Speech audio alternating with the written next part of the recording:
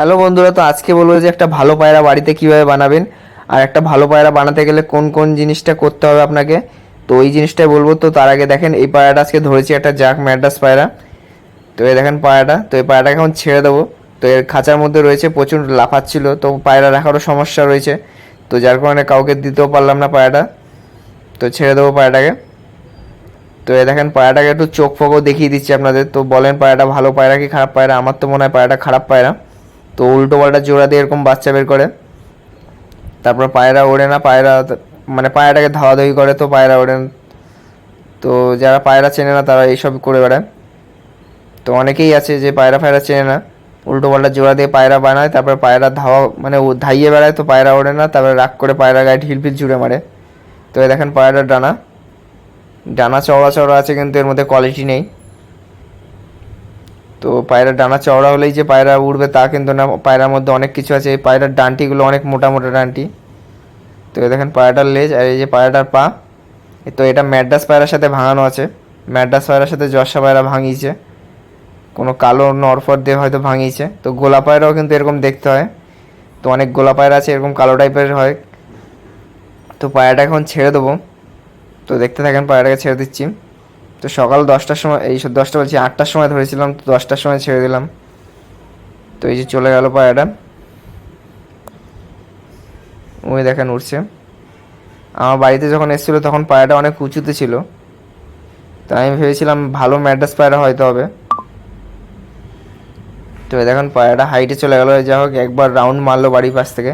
তো ম্যাড্রাস পায়রাকে কখনো বিশ্বাস করবেন না, কারণ এই পায়রা যখনই আপনি ডানা দেবেন তখন আপনার বাড়ির সামনে 2-3 রাউন্ড মেরেই বেরিয়ে যাবে। তো ম্যাড্রাস পায়রা খুবই সাংঘাতিক পায়রা। গিরিবাজ পায়রার উপর বিশ্বাস করা যায়, কিন্তু ম্যাড্রাস পায়রাকে কখনো বিশ্বাস করবেন না। যতই হয়ে যাক, পায়রা এনে বাড়িতে ডিম বাচ্চা করবেন তাও ভালো, কিন্তু উড়াবেন না, পায়রা ঝাড় হয়ে যাবে। তো এই দেখেন পায়রাটা গিয়ে ওইখানে একটা বাড়ি আছে, তো ওই বাড়িটার উপর বসে পড়লো। ওই বাড়িতে পায়রা ছাড়া ছিল, তো এই যে পায়রাটা বসে গেল। তো বসে যাকো। তো এবার বলবো যে একটা ভালো পায়রা বাড়িতে কীভাবে বানাবেন। তো একটা ভালো পায়রা বানাতে গেলে কিন্তু আপনার সবসময় একটা নর পায়রা দরকার হবে, যদি মানে ও বেশি পরিমাণে বানাতে চান। আর যদি মাদি পায়রা ভালো পায়রা নিয়ে আসেন তাহলে কিন্তু একটু টাইম লাগবে। আর যদি নর পায়রা নিয়ে আসেন তাহলে কিন্তু তাড়াতাড়ি হবে ভালো পায়রাগুলো, মানে বাড়িতে ভালো পায়রার পরিমাণটা বেশি হবে। তো একটা যখনই ভালো নর কিনে আনবেন, তো যেখান থেকে নিয়ে আসেন না কেন একটু দাম দিয়ে কিনে আনবেন, ভালো পায়রা কিনে আনবেন, যে পায়রা উড়ান 7-8 ঘন্টা নর্মাল আছে। তো ওরা দেখেও সে পায়রাটাকে নিয়ে আসতে পারেন, নর্মাল উড়ান দেখে আনবেন। গুলি ফুলি খাইয়ে উড়িয়ে দিলে ওই ওই জিনিসটা নেবেন না। তো 7-8 ঘন্টা এমনি নর্মাল ওরা একটা পায়রা নেবেন, নর পায়রা কিনে আনবেন। নর পায়রা কিনে আনলে কিন্তু আপনার মানে সুবিধা হবে, তাড়াতাড়ি বাচ্চা বেশি পরিমাণে পেয়ে যাবেন। তো ভালো পায়রা হয়ে যাবে আপনার বাড়িতে। জাস্ট একটা পায়রা লাগবে, বেশি পায়রা লাগবে না, একটা পায়রা লাগবে। তো একটা নর পায়রা নিয়ে আসবেন। তো ম্যাড্রাস পায়রার মধ্যে দম বেশি হয়, তো ম্যাড্রাস পায়রাও নিতে পারেন বা আন্ধ্রা পায়রাও নিতে পারেন, বা যে কোনো পায়রা, তার মধ্যে ব্লাড লাইন থাকতে হবে। এবার কি করবেন, এনে পায়রাটাকে, তো প্রথমে পায়রাটা আনলেন। তো আপনার বাড়িতে যদি 3খানা ধরেন গিরিবাজ পায়রা আছে, তো তার মধ্যে ভালো ভালো পায়রা আছে, মানে গিরিবাজ পায়রার মধ্যে ভালো একটু ওড়ে, 1-2 ঘন্টা ওড়ে, সেই পায়রার সাথে আপনি 3টে মাদি আলাদা করে নেবেন।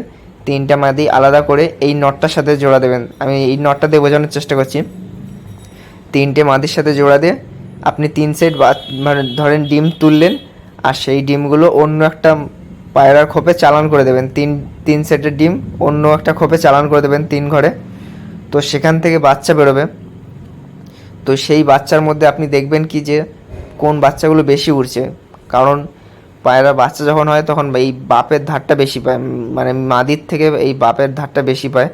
তো 4টে বাচ্চা হলে দেখবেন তার মধ্যে 2-3টে বাচ্চাই বেশি, মানে 4টে বাচ্চা, 4টের মধ্যে 3টে বাচ্চা দেখবেন এই নরের ধারটা পাবে, মানে নরের ধারটা বেশি পায়। তো নরের মধ্যে ব্লাড লাইন থাকলে কিন্তু নরের ব্লাড লাইনটা ওই বাচ্চাগুলোর মধ্যে চলে যাবে। তো এই ব্লাড লাইনই কিন্তু আবার সেই বাচ্চা বেরিয়ে যাবে। সে গিরিবাজ পায়রা হোক, জর্সা পায়রা হোক, মানে যে কোনো পায়রা হোক, তার মধ্যে ব্লাড লাইন চলে আসবে, খালি চোখটা চেঞ্জ হয়ে যাবে। চোখটা দেখে মনে হবে অতটা উড়বে না, কিন্তু পায়রা কি ঠিক উড়ে যাবে, কারণ এর মধ্যে ব্লাড লাইনটা আছে। তো একটা পায়রার মধ্যে ব্লাড লাইনটা থাকা কত দরকার দেখেন। তো ব্লাড লাইন থাকলেই কিন্তু পায়রা উড়বে, তাছাড়া কিন্তু পায়রাকে যত ভালো খাবার দিয়ে দেন পায়রা উড়বে না। আর যখন একটা খারাপ পায়রাকে আপনি ভালো পায়রার সাথে জোড়া দেবেন, তো সেই খারাপ পায়রা বাচ্চা কিন্তু উড়বে, কিন্তু ওই খারাপ পায়রাটাকে আপনি যত ভালো খাবার দেন তাহলে কিন্তু পায়রাটা উড়বে না। তো এটাই হলো মানুষের চালাকি। মানে খারাপ পায়রা উড়বে না, কিন্তু তার বাচ্চা উড়বে। তো এখানে ব্লাড লাইনটা মানে কতটা মানে মাইনে দেয়। তো একটা এই বাচ্চা তুললেন, তো সেই বাচ্চা আপনার কী করতে হবে, ধরেন এই বাচ্চাটা আমি পায়রাকে ধরেও দেখিয়ে দিচ্ছি। তো সেখান থেকে ধরেন 4টে বাচ্চা তুললেন, 6টার মধ্যে 6টা ডিম দিল, তো 4টে বাচ্চা বেরোলো, সেখান থেকে আপনি 2টো বাচ্চা ভালো পেয়ে গেলেন। তো সেখানে 2টো বাচ্চা আপনি ধাড়ি করবেন, ধাড়ি করে আবার 4টে ধরেন আপনি আবার বাচ্চা তুললেন। তো আবার বাচ্চা তুললে কী হবে, সেখান থেকে আবার 2টো মাদি বাচ্চা বেরোবে। তো এক সেটের বাচ্চা জোড়া দেবেন না, তো আগে পরে জোড়া করে সেই ভাই বোনকে জোড়া দিয়ে দেবেন। তো সেখান থেকে আপনার বাচ্চা অটোমেটিক মানে ভালো বেরিয়ে যাবে। তো জোড়া দেওয়ার জিনিসটা একটা আমার ভিডিওতে বলা আছে, তো সেই জিনিসগুলো একটু ফলো করে নেবেন। লেজ বন্ধ খোলা এসব জিনিস বলা আছে, তো জোড়া দেওয়ার সিস্টেম আছে কিছু, তো সেই জিনিসগুলো একটু মানতে হবে, তাহলেই আপনার বাড়িতে ভালো পায়রা তৈরি হয়ে যাবে।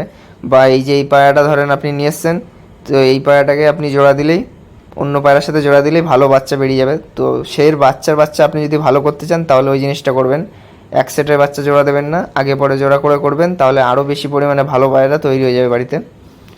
তো আমি ওইভাবেই করি। তো আমার একটা পায়রা থেকে প্রায় 20-25টা পায়রা হয়ে গেছে, সবই ভালো পায়রা, 5-6 ঘন্টা নর্মাল ওড়ে। তো শীতে ভাবছিলাম যে আমি পায়রা ওড়াবো, তো যা এখন মানে আজকে আমার একটা মানে হাতে যে খাইয়েছিলাম পায়রাটাকে, সে পায়রাটাকে বাজ পাখিতে প্রায় ধরেই নিয়েছিল।